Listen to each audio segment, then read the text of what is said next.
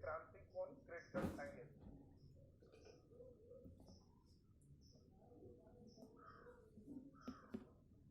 क्रांतिक कोण critical angle.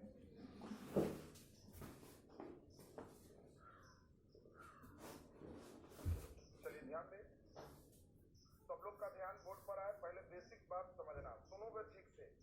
जब प्रकाश की किरण सघन माध्यम से विरल माध्यम में प्रवेश करता है तो आप सभी लोग जानते हो कि इसका एक मेन रास्ता है, लेकिन अगर सघन से विरल जाएगा तो आप सबको मालूम है कि अविलंब से दूर हो जाएगा।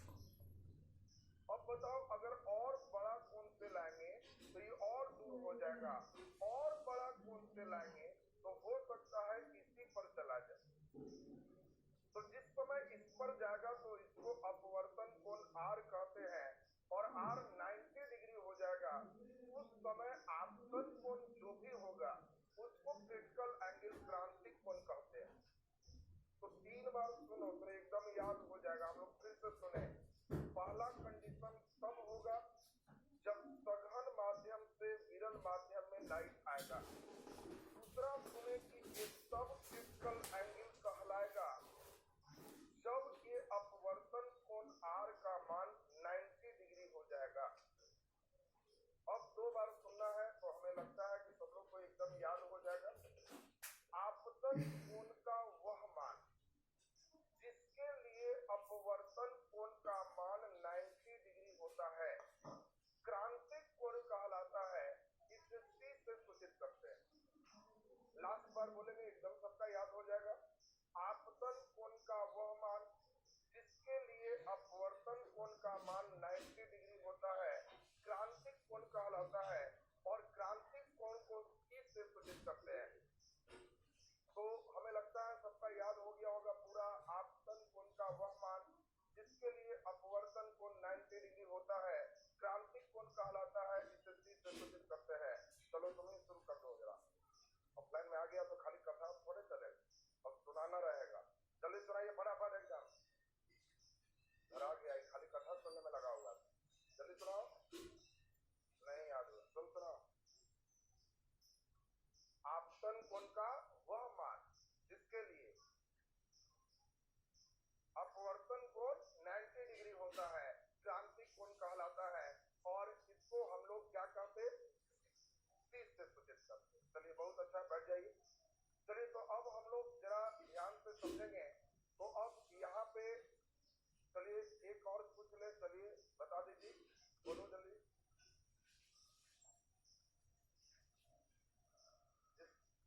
जिस पर अपवर्तन कोण 90 डिग्री होता है क्रांतिक कोण कहलाता है।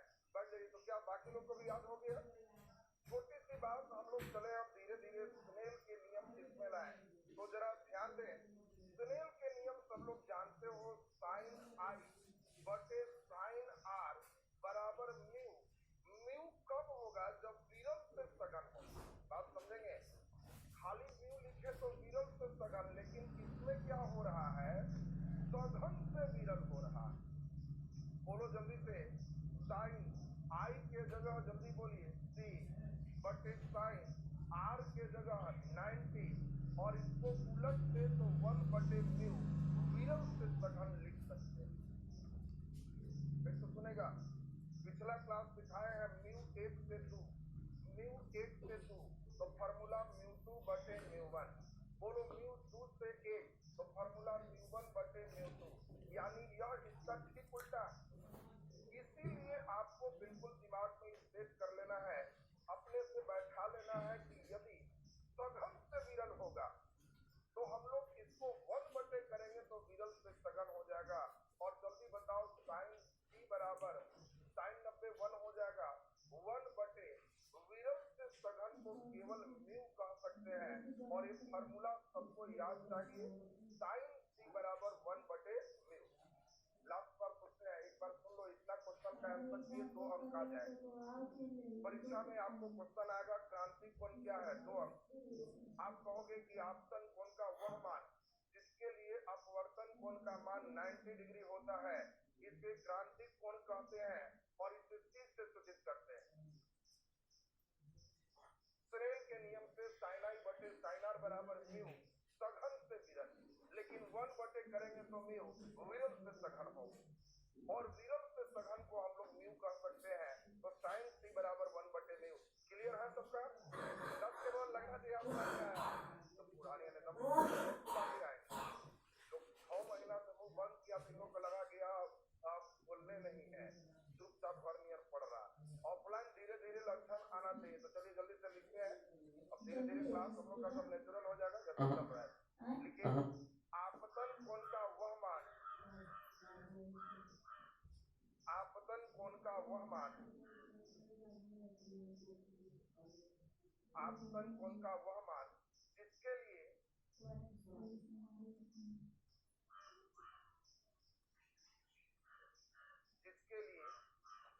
अपवर्तन कोण का मान 90 डिग्री होता है,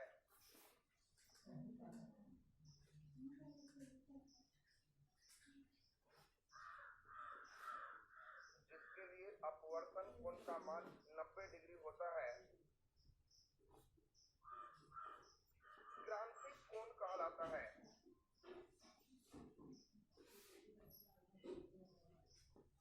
अपवर्तन कोण का मान 90 डिग्री होता है, क्रांतिक कोण कहलाता है। क्रांतिक कोण को C से सूचित करते हैं। क्रांतिक कोण को C से सूचित करते हैं। क्रांतिक कोण को C से सूचित करते हैं। जब इसको फिगर बना के यहाँ तक पहुंच जाइए, साइन C बराबर 1/म्यू तक।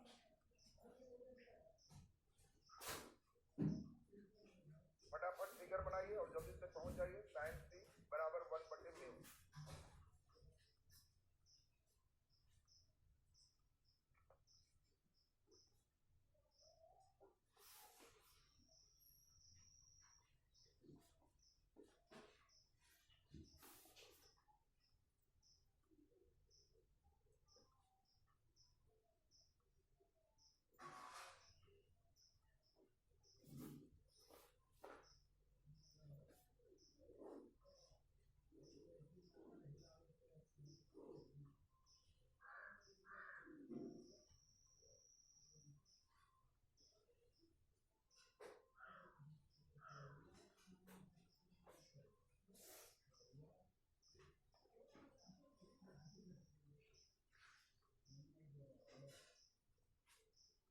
चलिए, इस पर न्यूमेरिकल पिछले क्लास यूट्यूब वाला सेक्शन में ही हम करवा लिए थे। म्यू देगा तो C निकालो, C देगा तो म्यू निकालो, ये तो बन जाएगा सबसे। चलिए, अब हम लोग यहाँ पे आगे का पेज शुरू करते हैं। नीचे हेडिंग दे दीजिए, प्रकाश का पूर्ण आंतरिक परावर्तन। प्रकाश का पूर्ण आंतरिक परावर्तन, इसको इंग्लिश में हम लोग कहते हैं टोटल इंटरनल रिफ्लेक्शन। पूर्ण आंतरिक परावर्तन, हेडिंग दे देंगे टोटल इंटरनल रिफ्लेक्शन। प्रकाश का पूर्ण आंतरिक परावर्तन, total internal reflection. Total internal reflection. चलिए ध्यान दें, हम चाहेंगे सबको थोड़ा सा हमारे साथ ध्यान दे दीजिए, तो आपका लाइन एकदम क्लियर हो जाएगा। ध्यान से सुनेंगे, प्रकाश का पूर्ण आंतरिक परावर्तन क्या है, इसको थोड़ा सा ध्यान दें। तो हम लोग देखें, दो माध्यम है, अगर एक सघन है और एक विरल है, तो एक खास कोण क्रांतिक कोण पर ऐसा होता है कि लाइट इसी पर चला जाता है। अगर हम किरण को क्रांतिक कोण से ही नीचे पर भेजते हैं, तो यह लाइट पहले माध्यम में ही वापस हो जाएगा। अब कितना अद्भुत बात है, जो सोचो, अगर हम कांच से पानी में प्रकाश को भेज रहे हैं और लाइट पानी में नहीं आके पहले माध्यम में ही वापस हो जा रहा है, तो इसको पूर्ण आंतरिक परावर्तन कहते हैं। बात फिर से सुनना, कई बार बचपन में तुमने खेल देखा होगा, पानी है तो इसमें पत्थर मारेंगे तो जरूर पत्थर पानी के अंदर जाएगा, लेकिन कोई ऐसा कलाकार होते हैं जो एक एंगल का खोज करते हैं, उस एंगल पर पत्थर को मारते हैं तो देखोगे उछल के ऊपर आ गया, बाहर आ गया। ऐसा कभी देखे हैं कि नहीं? कभी पत्थर मारे और तुम देखा कि पहले माध्यम में ही वापस आ जाए तो कहना कि वो टोटल इंटरनल रिफ्लेक्शन, यही है पूर्ण आंतरिक परावर्तन। अंदर नहीं जाके पहले माध्यम में ही वापस आ जाए तो ये पूर्ण आंतरिक परावर्तन। आपको क्वेश्चन जो बहुत अच्छा देगा उसको सुनना है। बहुत ही बेहतर क्वेश्चन आपको है 2 अंक के लिए। प्रकाश के पूर्ण आंतरिक परावर्तन के शर्त को लिखें, ये 2 अंक का क्वेश्चन। तो आपको ध्यान रखना है, पूर्ण आंतरिक परावर्तन का पहला शर्त है प्रकाश सघन माध्यम से विरल माध्यम में जाना चाहिए। ऐसा कभी भी विरल से सघन में नहीं होगा। यानी पानी में घुस के कोई पत्थर मारेगा तो वो हवा में आ ही जाएगा, वो पानी के पानी में नहीं रहेगा। उसी प्रकार यहाँ है सघन से विरल होना चाहिए, विरल से सघन में ऐसा नहीं होगा। और दूसरा, आपतन कोण का जो मान होगा एक क्रांतिक कोण के मान से ज्यादा होगा, तभी पहले माध्यम में जाएगा। तो आपको बहुत इंपॉर्टेंट क्वेश्चन हो गया, प्रकाश के पूर्ण आंतरिक परावर्तन के शर्त को लिखें। तो पहला शर्त प्रकाश सघन से विरल माध्यम में जाना चाहिए, और दूसरा शर्त प्रकाश के आपतन कोण का मान क्रांतिक कोण के मान से अधिक होना चाहिए। बोलो, दोनों शर्त क्लियर है सबका? पूछेगा क्या कांच से पानी में लाइट जा रहा है तो पूर्ण आंतरिक परावर्तन हो सकता है, हाँ या ना? जल्दी बोल कसके, कांच से पानी में हो सकता है कि नहीं? सब पूरा आ गया रे तुम लोग, खा के नहीं आया है। जल्दी बोल कसके, हो सकता है। क्यों हो सकता है? सघन से विरल। मैंने इन लोग को टाइप करके आदत लग गया। देखो उधर सब हाँ यस लिख रहा है, इन लोग को भी इसने आदत था मुंह बंद हाँ यस लिखे। इन लोग कॉपी में यस नहीं ना लिख दिया पीछे। अब जल्दी बताओ, अगर हम प्रकाश की किरण पानी से हवा में भेजे, पूर्ण आंतरिक परावर्तन हो सकता है कि नहीं? जल्दी बोलिए, हाँ या ना? जल्दी बोल। नहीं बोल रहा है नालायक। एक बार हाँ हो गया तो एक बार ना बोलेगा तुम। फिर पानी सघन है, सघन से विरल हो सकता है, फिर हो सकता है। हम फिर हो सकता है वाला दे, हवा से कांच में जा रहा है, हो सकता है कि नहीं? जल्दी बोलो, नहीं हो सकता, विरल से सघन में नहीं हो सकता। तो नीचे लिख दीजिए। बहुत बढ़िया, सबका आंसर एकदम सही आ रहा है उधर से भी। चलिए लिखिए जल्दी से। जब प्रकाश की किरण एक माध्यम से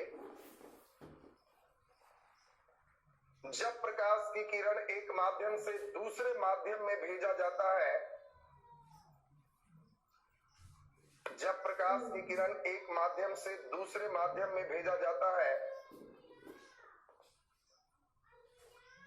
एक माध्यम से दूसरे माध्यम में भेजा जाता है, एक माध्यम से दूसरे माध्यम में भेजा जाता है, और यह पहले माध्यम में ही वापस हो जाता है, और यह पहले माध्यम में ही वापस हो जाता है, यह पहले माध्यम में ही वापस हो जाता है, तो इसे प्रकाश का पूर्ण आंतरिक परावर्तन कहते हैं। तो इसे प्रकाश का पूर्ण आंतरिक परावर्तन कहते हैं।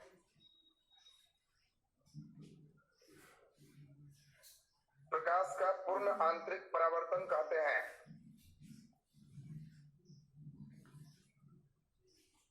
पूर्ण आंतरिक परावर्तन कहते हैं। नीचे क्वेश्चन लिख दो स्टार लगा के। प्रकाश के पूर्ण आंतरिक परावर्तन की शर्त को लिखें। प्रकाश के पूर्ण आंतरिक परावर्तन के शर्त को लिखें। प्रकाश के पूर्ण आंतरिक परावर्तन के शर्त को लिखें।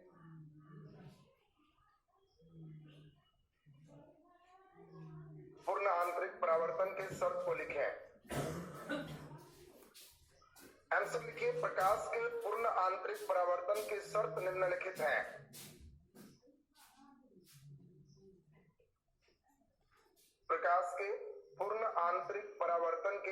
शर्त निम्नलिखित है।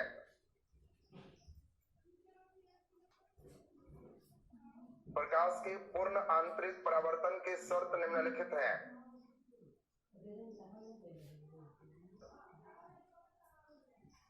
पूर्ण आंतरिक परावर्तन के शर्त निम्नलिखित हैं। पहला नंबर, प्रकाश की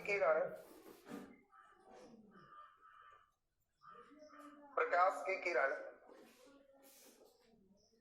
सघन माध्यम से विरल माध्यम में जाना चाहिए।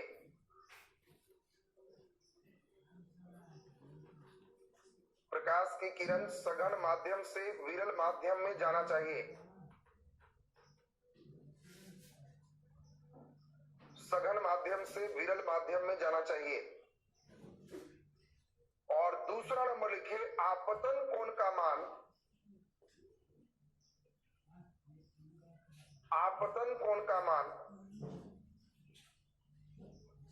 क्रांतिक कोण के मान से अधिक होना चाहिए। आपतन कोण का मान क्रांतिक कोण के मान से अधिक होना चाहिए।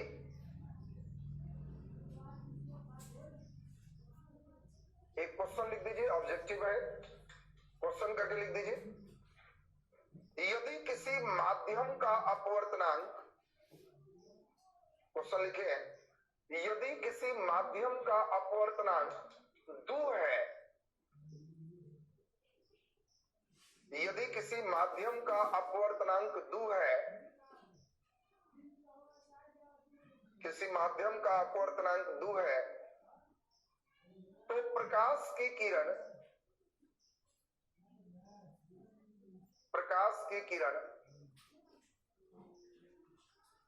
किस कोण पर आपतित हो, प्रकाश की किरण किस कोण पर आपतित हो, किस कोण पर आपतित हो कि इसका पूर्ण आंतरिक परावर्तन हो सके।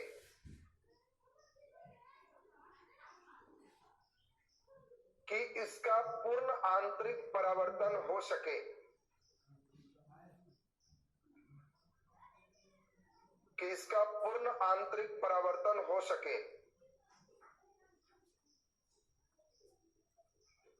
पूर्ण आंतरिक परावर्तन हो सके। Choice A 15 degree, choice B 18 degree, choice C 30 degree और चॉइस डी 45 डिग्री। 4 चॉइस है। आपको एक ऑब्जेक्टिव क्वेश्चन दिया गया है, जल्दी जल्दी आंसर कीजिए। किसी सतह का अपवर्तनांक 2 है, प्रकाश की किरण किस कोण पर आपतित हो कि पूर्ण आंतरिक परावर्तन हो सके, और ये आपको चॉइस दिया हुआ है। जल्दी आंसर कस के बोलो, और कस के बोल। 30 डिग्री, वेरी गुड। उधर भी हम देख पा रहे हैं सबका फटाफट आंसर आ रहा है, ज्यादा लोग 30 ही डिग्री में। चलो जल्दी जल्दी बताओ, साइन सी का फॉर्मूला 1/μ है, 1/2 है, मतलब साइन 30 है, तो सी बराबर 30 डिग्री। ये तो लाइन सबका एकदम क्लियर है, लेकिन नालायकों क्वेश्चन पढ़ो, क्रांति कोण पूछ रहा है? नहीं, पूर्ण आंतरिक परावर्तन हो। और शर्त नंबर 2 लिखा है कि तभी पूर्ण आंतरिक परावर्तन होता है जब आपतन कोण क्रांतिक से ज्यादा हो। ये काहे के लिए लिखा था रे नालायक? तो आंसर 30 से ज्यादा वाला होगा, इसीलिए 45 डिग्री हो गया।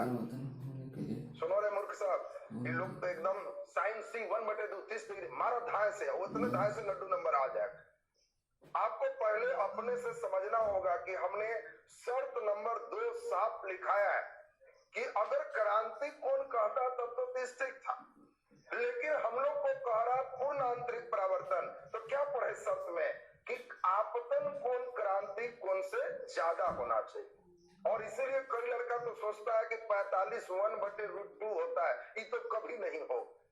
बोलो 31 देता तो होगा कि नहीं होगा, 38 देगा तो होगा, 30 से ज्यादा किसी एंगल पर हो।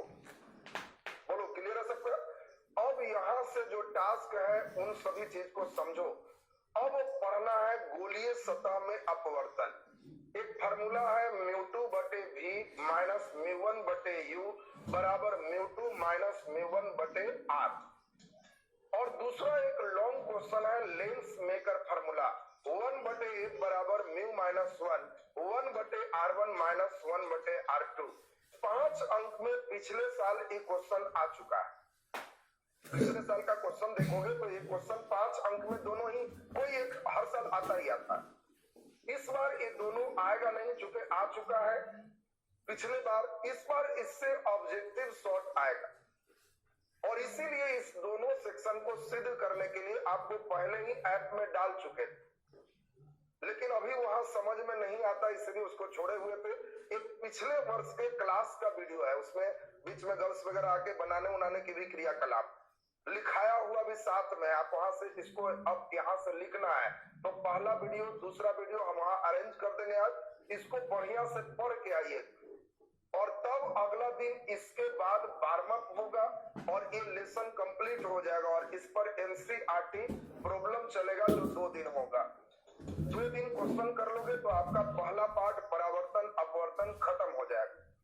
एनसीईआरटी में कोई एक लेसन नहीं है, वहां लाइट में 2 ही लेसन है, रे और बेस। ये कोई लेसन एनसीईआरटी के अनुसार नहीं, 3 लेसन हम पढ़ाएंगे तो एनसीईआरटी का 1 लेसन हम सुविधा के लिए छाट दिए। छटा हुआ प्रश्न आपको अलग से वर्क कर देंगे। तो ये दोनों बढ़िया से पढ़ते हुए उतार लेंगे, पहले इसको फिर इसको, इस दोनों पर और पकड़ आपका एक क्लास बनवा देंगे और एनसीईआरटी प्रॉब्लम काम खत्म हो जाएगा। तो आज का क्लास आप